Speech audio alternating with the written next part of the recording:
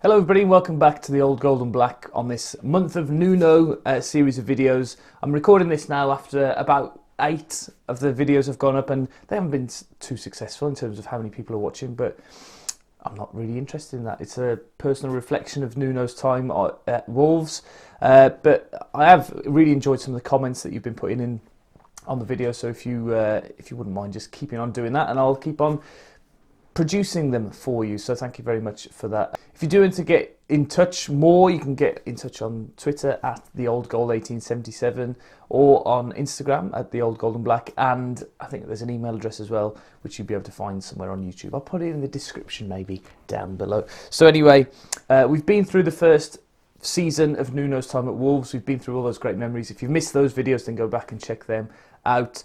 But today we're moving into the Premier League. Now, it was difficult to think of the first moment in the Premier League because there's lots of them.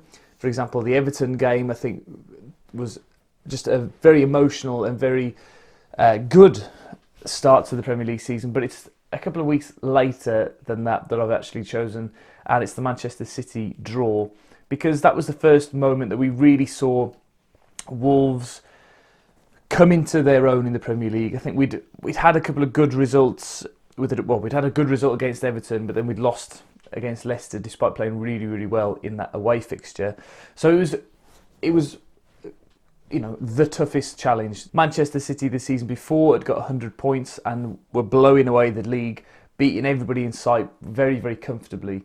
And that week as well, the documentary on Amazon Prime had just gone up, and I remember watching that and thinking, how are we going to get anything from the game? We started the game really well from memory, and we didn't let Manchester City overawe us with their quality. I remember being impressed with the way that they kept the ball.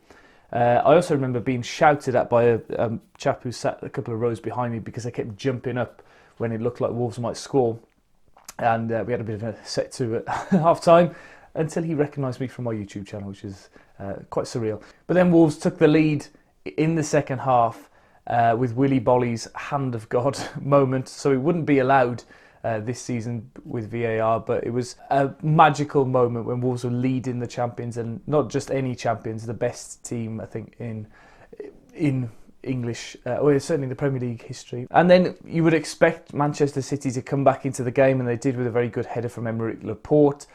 But then I remember not really holding on for the win. I know Aguero hit the bar with seconds to go, but we were looking dangerous as well. Traore came on for, I think, his first start at Molineux, and was, getting down that right-hand side and looking really threatening and giving Manchester City something to think about. And of course, that set the precedent then for the rest of last season, where against the bigger teams, they weren't particularly comfortable at coming to Molineux, and Wolves played very well against all of the top teams, home and away, throughout last season, apart from Manchester City away, where Boly got sent off. But that's a memory and a moment that sticks out, and thinking, do you know what? We are at home in the Premier League. We're perfectly capable of going toe-to-toe with the best teams, and hopefully, hoping that we pick up results against the bottom teams and doing well, which obviously we know in hindsight that we did. So thank you very much for watching today's video. Don't forget to drop a like and subscribe and share the video perhaps, and comment below your memories of that day and what's coming next.